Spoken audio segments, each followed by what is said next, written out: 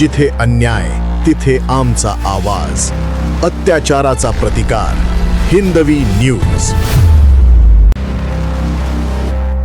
छत्रपती संभाजीनगर जिल्ह्यातील पैठण तालुक्यातील रांजणगाव खुरी येथील भूमिपुत्र तथा माजी सैनिक आणि महाराष्ट्र पोलीस दलातील वरिष्ठ पोलीस कर्मचारी श्री सखाराम आसाराम चव्हाण यांच्या सेवानिवृत्तीनिमित्त आयोजित करण्यात आलेला भव्य सेवा गौरव सोहळा उत्साहात संपन्न झाला. श्री सखाराम चव्हाण यांनी 1988 ते 2006 या कालावधीत भारतीय सैन्यात तब्बल 18 वर्ष देशसेवा बजावली. सैन्य सेवेदरम्यान उत्कृष्ट कामगिरीबद्दल त्यांना अनेक विशेष पदकांनी गौरविण्यात आले. त्यानंतर 2006 मध्ये महाराष्ट्र पोलीस दलात दाखल होत त्यांनी 20 वर्ष प्रामाणिकपणे सेवा बजावली. पोलीस दलातील उल्लेखनीय कार्यामुळे त्यांना वरिष्ठ पोलीस कॉन्स्टेबल पदावर पदोन्नतीही मिळाली. 2026 मध्ये त्यांनी सन्मानाने सेवानिवृत्ती स्वीकारली. यावेळी रांजणगाव खुरी येथील अग्निवीर भरतीत निवड झालेले आदिनाथ हरिभाऊ शेळके आणि प्रज्वल अशोक अवधूत तसेच गाडेगाव येथील कुणाल नामदेव नवपुते व अक्षय किसन मुळे यांचाही विशेष सत्कार करण्यात आला. उपस्थितांनी त्यांच्या यशाचे कौतुक करत देशसेवेसाठी शुभेच्छा दिल्या. कार्यक्रमाच्या अध्यक्षस्थानी TG ढगे होते.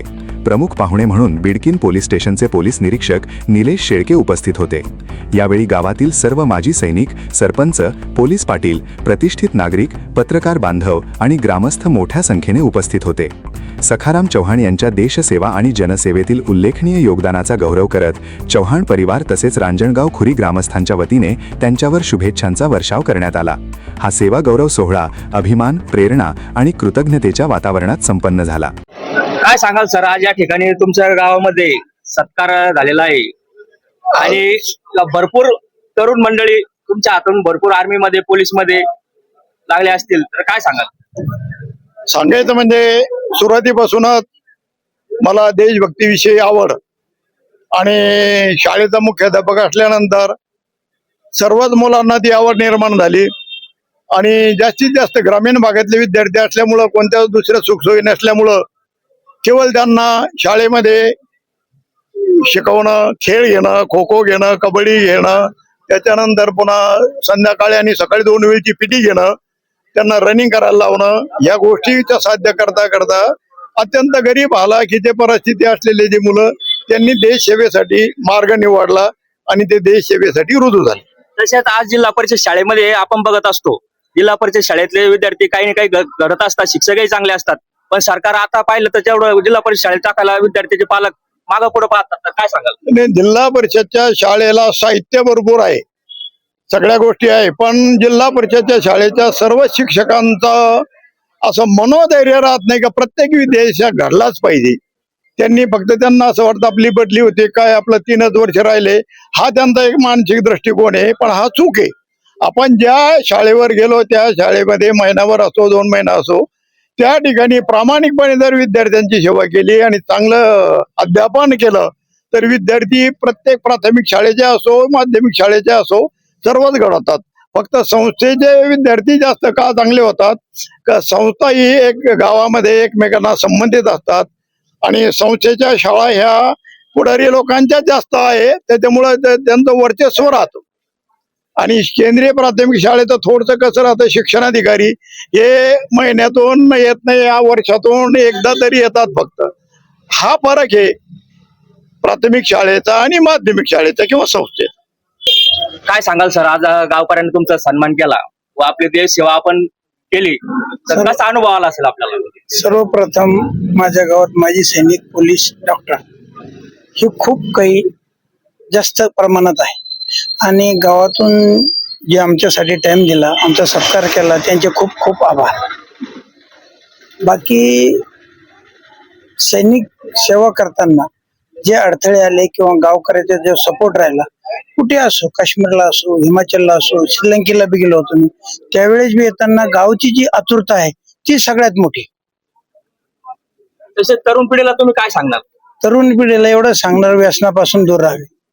आणि आपण काम करत असताना गरीब परिस्थिती असेल तर आज लोकांची परिस्थिती गरीब असली तर ते दुसऱ्या मार्गाला जातात, तर काय सांगाल?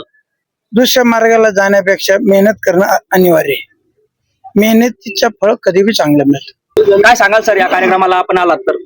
आज या ठिकाणी ग्राम रांजणगाव खुरी या ठिकाणी भारतीय देश सेवेतून, सैनिक सेवेतून, त्याचबरोबर नंतर पोलीस सेवेतून रिटायर झालेले सखाराम चव्हाण सर आणि त्याचबरोबर गावातून अग्निवीर म्हणून भरती झालेले देशाच्या संरक्षणासाठी जाणारे 4 नवीन अग्निवीर मुलांचा जो स्वागताचा किंवा सत्काराचा समारंभ समस्त रांजणगावच्या गावकऱ्यांनी, त्यासोबत माजी सैनिकचे जे रांजणगावचे जे माजी सैनिक संघटना आहे त्या सर्व संघटनेने जो आयोजित केला त्याबद्दल मी संपूर्ण गावकऱ्यांचं आणि या रांजणगाव माजी सैनिक संघटनेचं मनापासून अभिनंदन करतो.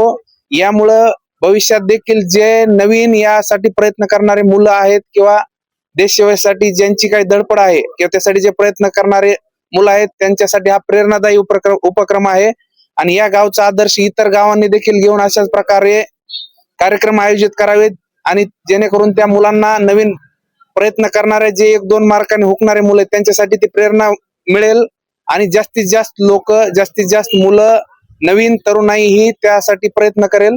त्यासाठी मी शुभेच्छा देतो. सर्व अग्निवीरांना पुढील देश कार्यासाठी शुभेच्छा देतो. माजी सैनिक जेवढे माझ्या गावातील असतील सैनिक, माजी सैनिक, आमचा हा कार्यक्रम ठेवण्याचा उद्देशच असा असतो. आम्हाला एकतर ते सेनेची आवड आहे, आम्ही सेनेमध्ये नोकरी केलेली आहे आणि आमचंच अनुकरण किंवा आमची जी प्रथा चालू आहे रांजणगावची आमची ही कायमस्वरूपी पुढे चालत राहावी यासाठी आम्ही हमेशा कुठलाही आमचा माजी सैनिक असो किंवा पोलीस दलातील असो भरती झाला तरी आम्ही एक कार्यक्रम ठेवतो आणि रिटायर झाला तरी फार मोठे कार्यक्रम आम्ही करतो. आपलं नाव? माझं नाव रवी जाधव सर, संघर्ष फिजिकल अकॅडमी संचालक बिडकीन. आणि आज आमच्या अकॅडमीमधून ह्या विद्यार्थ्यांचं सिलेक्शन झालेलं आहे आणि सर्व गावकऱ्यांनी, या गावातील माजी सैनिकांनी मला इथं बोलवलं आणि बोलवल्यानंतर खूप छान वाटलं की असा कार्यक्रम हा प्रत्येक गावामध्ये झाला पाहिजे आणि ह्या गावामध्ये जे लहान मुलं असतील ते 8वी 9वी 10वीचे त्यांना ह्या कार्यक्रम बघून उत्साह भेटतो आणि हे पण मुलं देश सेवेसाठी जाण्यासाठी तयार होतात आणि हा कार्यक्रम खूप छान झाला आणि दरवर्षी प्रत्येक वर्षी हा कार्यक्रम या गावामध्ये होत असतो आणि असं झालाच पाहिजे. तसेच अकॅडमीमध्ये आपले सर्वसामान्य कुटुंबातील मुलंही शिकत असतील, हो. तर त्यांना आपण काय सांगता? आता आमच्या अकॅडमीमध्ये अत्यंत बिकट परिस्थितीतील विद्यार्थी आहेत, पण विद्यार्थ्याची जी बिकट परिस्थिती आहे त्या बिकट परिस्थितीवरती रडत बसण्यापेक्षा लढायला शिकलं पाहिजे आणि त्या बिकट परिस्थितीतून आपण तिथपर्यंत पोहोचलं पाहिजे आणि अवश्य मार्ग निघतो आणि आपण तिथपर्यंत पण पोहोचतो. मी बाप्पासाहेब आमले, हिंदवी स्वराज्य सामाजिक संघटना संस्थापक अध्यक्ष. मागील बऱ्याच दिवसापासून आमच्या गावामध्ये आर्मीमध्ये, पोलीसमध्ये बरेचसे जण भरती झाले, रिटायर झाले. त्यांचा आदर्श घेऊन गावातील अशी कुठलीही भरती नाही त्या भरतीमध्ये, पोलीसमध्ये किंवा आर्मीमध्ये आमच्या गावातला विद्यार्थी भरती झाला नाही.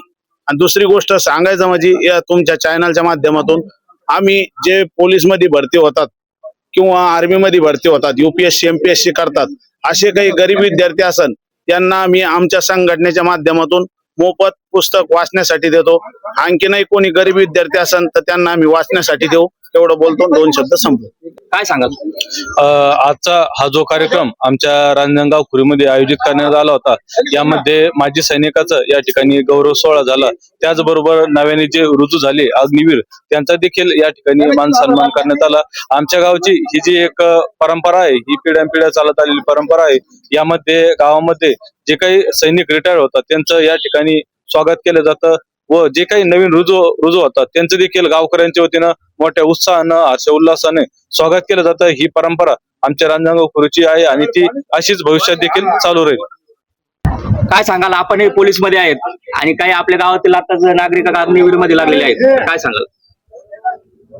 सर्वप्रथम मी या 4ही अग्निवीरांना खूप खूप शुभेच्छा देतो. तसेच आमच्यातले एक घरी आज रिटायर झालेले आहेत त्यांना पण भावी आयुष्यासाठी शुभेच्छा देतो. अशा ज्या कार्यक्रमामुळे नवीन पिढींना एक प्रेरणा मिळते आणि या मुलांना बघून किंवा यांचा सत्कार समारंभ बघून पुढील पिढी अजून प्रेरित होऊन आणखीन जोमाने कामाला लागते. त्यामुळं निश्चितच अशा कार्यक्रमाने एक नवीन मोटिवेशन मिळतं आणि पोरं इन्स्पायर होऊन ते अजून जोमाने काम करतात आणि भविष्यात अजून भरपूर सैनिक, अजून भरपूर शासकीय सेवक आम्हाला घडवायचे आहे. त्यासाठी आम्ही गावातील पण कबड्डीचं ग्राउंड असो, क्रिकेटचं ग्राउंड असो, व्हॉलीबॉलचं ग्राउंड असो, हे नेहमी चालू ठेवतो. त्यामध्ये आम्हाला ग्रामस्थाचा, विशेषतः माजी सैनिकाचा खूप सहयोग होतो. आज सर्वप्रथम रांजणगाव खुरीचे सर्व माजी सैनिक यांनी हा कार्यक्रम आयोजित केला. तर या कार्यक्रमाचे मेन उद्देश आमचे मोठे बंधू सखाराम आसाराम चव्हाण यांचा माजी सैनिक मध्ये केवळ 17 वर्ष त्यांचा खडतर प्रवास आणि त्यानंतर पोलीस सेवेमध्ये त्यांनी असे 20 वर्ष आपल्याला सेवा दिलेली आहे महाराष्ट्र पोलीस सेवेमध्ये आणि आज ते रिटायरमेंट होत आहेत. तर त्यांचा त्या आज हा गौरव रांजणगाव खुरीतील सर्व माजी सैनिकांनी आयोजित केला होता. त्याबद्दल मी सर्व माजी सैनिकांचे आभार मानतो. धन्यवाद. जिथे अन्याय तिथे आमचा आवाज. अत्याचाराचा प्रतिकार. हिंदवी न्यूज.